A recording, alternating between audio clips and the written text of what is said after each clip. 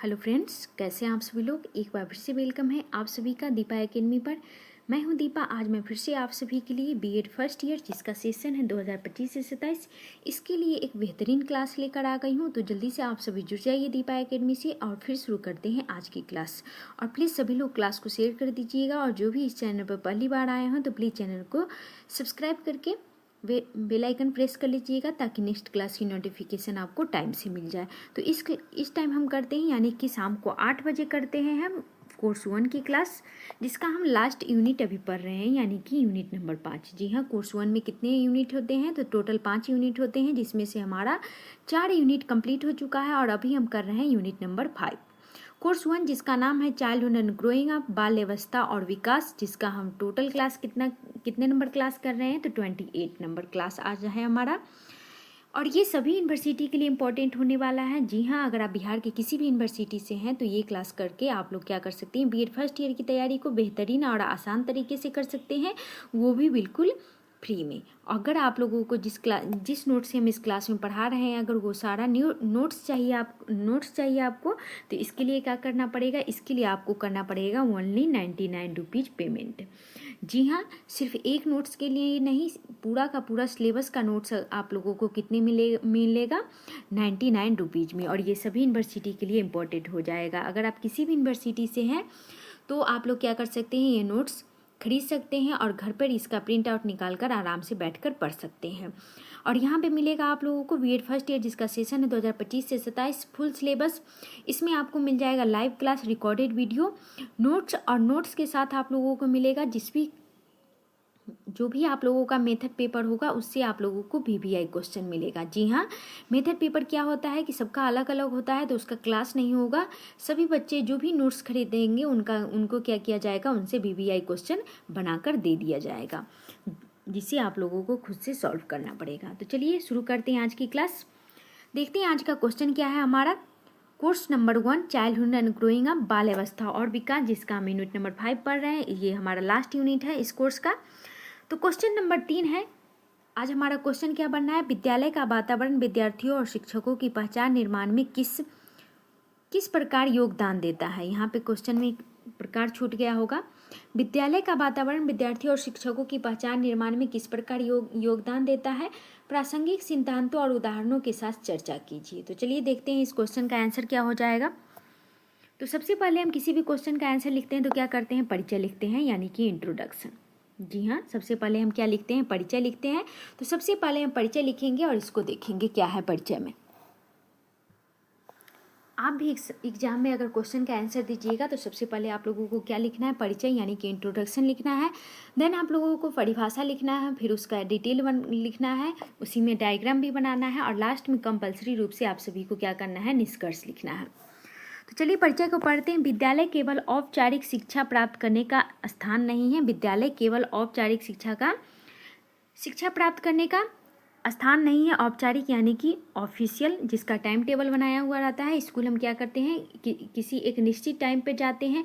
किसी निश्चित टाइम से क्या होता है, हर विषय का अपना अपना एक टाइम होता है जिसमें वही विषय सब्जेक्ट पढ़ाया जाता है। लंच का अलग होता है, खेलकूद का अलग होता है और हमारा टाइम फिक्स होता है स्कूल से वापस घर आने का। तो क्या हो जाएगा, औपचारिक शिक्षा होती है वहाँ पर विद्यालय केवल औपचारिक शिक्षा प्राप्त करने का स्थान नहीं है, बल्कि यह एक ऐसा सामाजिक परिवेश भी है जहाँ विद्यार्थी और शिक्षकों की सोच, व्यवहार, दृष्टिकोण और व्यक्तित्व विकसित होते हैं। जी हाँ, सामाजिक स्थान का सबसे प्राइमरी स्थान किसको माना जाता है तो परिवार को, और सेकेंडरी किसको माना जाता है तो वो हो गया आपका विद्यालय। तो विद्यालय में सिर्फ औपचारिक शिक्षा नहीं होती है, वहाँ पे विद्यार्थियों क्या करते हैं, विद्यार्थी और शिक्षकों की सोच, व्यवहार, दृष्टिकोण और व्यक्तित्व का भी विकास होता है। विद्यालय का वातावरण पहचान निर्माण की प्रक्रिया में अत्यंत महत्वपूर्ण भूमिका निभाता है। क्या होता है, विद्यालय का वातावरण यानी कि स्कूल इन्वायरमेंट आइडेंटिटी फॉर्मेशन की प्रक्रिया में अत्यंत महत्वपूर्ण भूमिका निभाता है। क्या होता है, विद्यालय का जो वातावरण होता है, वहाँ का जो इन्वायरमेंट होता है वो क्या करता है, पहचान निर्माण की प्रक्रिया में क्या करता है, अत्यंत महत्वपूर्ण भूमिका निभाता है। यह वातावरण शिक्षण पद्धतियों, सहपाठी समूह यानी कि पीयर ग्रुप्स, शिक्षक विद्यार्थी संबंध, अनुशासन, विद्यालय संस्कृति और मूल्य से निर्मित होता है। विद्यालय में बहुत सारी ऐसी चीज़ें होती हैं जो सिखाया नहीं जाता, बच्चे वहाँ के इन्वायरमेंट से ही सीख लेते हैं। टीचर के व्यवहार से क्या सीखते हैं, अच्छे बिहेव रखना चाहिए, अच्छे से बात करना चाहिए। वहाँ के अनुशासन से, वहाँ के वातावरण से बच्चे क्या करते हैं, अनौपचारिक तरीके से भी बहुत कुछ सीखते हैं। एक सकारात्मक, सहयोगात्मक और मूल्य निर्धारित विद्यालय वातावरण विद्यार्थियों और शिक्षकों दोनों की सामाजिक, बौद्धिक तथा भावनात्मक पहचान के विकास में सहायक सिद्ध करता है। अगर अच्छे वातावरण है स्कूल के, वहाँ पे सहयोगात्मक वातावरण है, तो बच्चों के अंदर भी क्या होगा, सहयोगात्मक गुण आएंगे। तो इससे क्या होगा, शिक्षकों क्या होता है, वातावरण विद्यार्थियों और शिक्षकों दोनों ही सामाजिक, बौद्धिक तथा भावनात्मक पहचान के विकास में क्या होगा, सहायक सिद्ध होता है।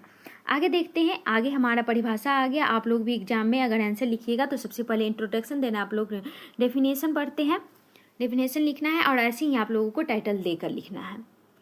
तो सबसे पहले हम किसका परिभाषा देखते हैं, विद्यालय वातावरण की परिभाषा। विद्यालय वातावरण की परिभाषा क्या होती है, विद्यालय वातावरण वह समग्र सामाजिक, सांस्कृतिक, शैक्षिक और भावनात्मक परिस्थिति है जो विद्यालय के भीतर पाई जाती है और शिक्षण, अधिगम प्रक्रिया, शिक्षक विद्यार्थी संबंध एवं अनुशासन व्यवस्था को प्रभावित करती है।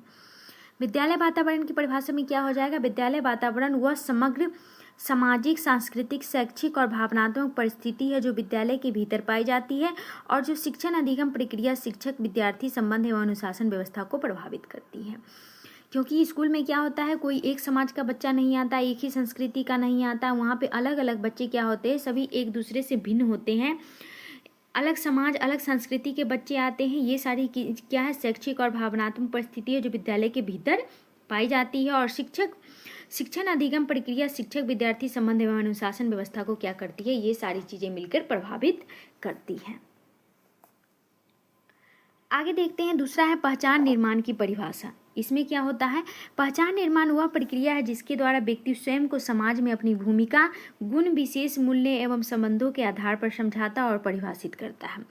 पहचान निर्माण का क्या मतलब हो गया, वह प्रक्रिया होता है जिसमें व्यक्ति क्या करता है, स्वयं को समाज में अपनी भूमिका, किस भूमिका में है वह समाज में रह रहा है, अपने गुण, अपने विश्वास, अपने वैल्यू एवं संबंधों के आधार पर समझता और परिभाषित करता है।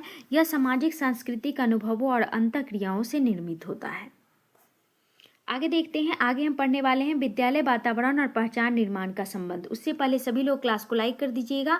जिन लोगों ने अभी तक क्लास को शेयर नहीं किया होगा तो प्लीज़ सभी लोग क्लास को शेयर कर दीजिए और जो भी इस चैनल पर पहली बार आए हैं तो प्लीज़ चैनल को सब्सक्राइब कर लीजिएगा, क्योंकि आपको यहीं पर बीएड फर्स्ट ईयर की पूरी तैयारी कराई जाएगी, वो भी बिल्कुल फ्री में। तो आप लोगों को बीएड फर्स्ट ईयर की क्लास कितने बजे होती है, तो कोर्स 1 का क्लास होता है आप लोगों को शाम के 8 बजे और कोर्स 2 का क्लास अभी हो रहा है शाम के 6 बजे। तो आप लोगों को बस क्या करना है, दीपा एकेडमी को सब्सक्राइब करिए, बेल आइकन प्रेस करके रखना है ताकि नेक्स्ट क्लास की नोटिफिकेशन आपको टाइम से मिल जाए और आप क्लास को क्या कर सके, देख पाएँ टाइम से।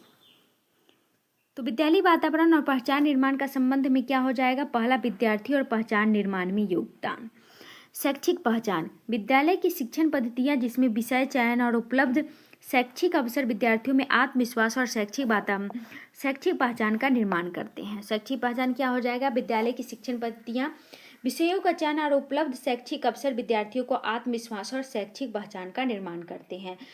बहुत सारे बच्चे कॉलेज में जाते हैं, उनका क्या होता है, अलग अलग सब्जेक्ट होता है, तो वो अलग अलग डिपार्टमेंट में उनका अलग पहचान होता है। सामाजिक पहचान, सामाजिक पहचान में क्या हो जाएगा, सहपाठियों के साथ समूह गतिविधियाँ, खेलकूद, सांस्कृतिक कार्यक्रम सामाजिक सहभागिता को बढ़ाकर सामूहिक पहचान को सुदृढ़ करता है। इसमें क्या होता है, बच्चा एक अकेले कुछ नहीं करता है, इसमें सहपाठियों के साथ मिलकर करता है, समूह गतिविधियाँ करता है, खेलकूद अकेले नहीं खेल सकते हैं तो इसमें क्या होता है, पीयर ग्रुप्स बनाकर खेला जाता है। सांस्कृतिक कार्यक्रम सामाजिक सहभागिता को बढ़ाकर सामूहिक पहचान को क्या करता है, सुदृढ़ करती है। आगे देखते हैं, अगला है नैतिक एवं मूल्यांकन पहचान। नैतिक एवं मूल्यांकन पहचान में क्या होता है, विद्यालय के नियम, अनुशासन, नैतिक शिक्षा और शिक्षक का आदर्श व्यवहार विद्यार्थियों के मूल्यबोध को आकार देते हैं। व्यक्तिगत पहचान, इसमें क्या हो जाता है, सब पाठ्यक्रम गतिविधियां जिसमें आ जाएगा नाटक, वाद विवाद, कला, खेल आदि से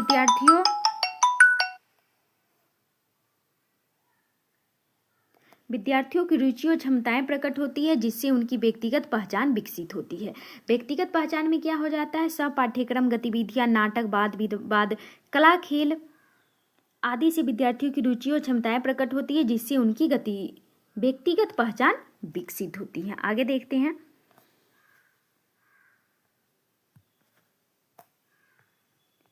आगे हमारा दूसरा पॉइंट है शिक्षकों की पहचान निर्माण में योगदान।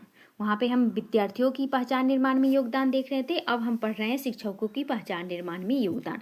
तो इसमें क्या हो जाएगा, व्यावसायिक पहचान, विद्यालय का सहयोगी वातावरण, प्रशिक्षण अवसर, सहकर्मी समर्थन और नेतृत्व की मान्यता शिक्षक को पेशेवर पहचान को सुदृढ़ करता है। व्यावसायिक पहचान में क्या हो जाएगा, विद्यालय का सहयोगी वातावरण, ये सारी चीज़ें सहयोगी वातावरण कौन बना सकता है, तो टीचर ही बना सकते हैं। प्रशिक्षण अवसर, बच्चों को क्या कर सकते हैं, प्रशिक्षण का अवसर दे सकते हैं। सहकर्मी समर्थन और नेतृत्व की मान्यता शिक्षक की पेशेवर पहचान को सुदृढ़ करता है। दूसरा है सामाजिक पहचान, इसमें क्या आ जाएगा, शिक्षक समाज में आदर्श और मार्गदर्शक के रूप में पहचाने जाते हैं, इसलिए विद्यालय का वातावरण क्या होता है, विद्यालय का वातावरण इस भूमिका को क्या करता है, मजबूत करता है। नैतिक पहचान, इसमें क्या है, शिक्षकों का आचरण विद्यालय संस्कृति एवं विद्यार्थियों से व्यवहार उनकी नैतिक पहचान का निर्माण करती है। नैतिक पहचान क्या होता है, शिक्षकों का आचरण, उनका चरित्र कैसा है, विद्यालय संस्कृति एवं विद्यार्थियों से व्यवहार किस तरीके से करते हैं, तो उनकी ये नैतिक पहचान का निर्माण करता है। आगे देखते हैं, आगे है प्रासंगिक सिद्धांत। इसमें क्या है, पहला है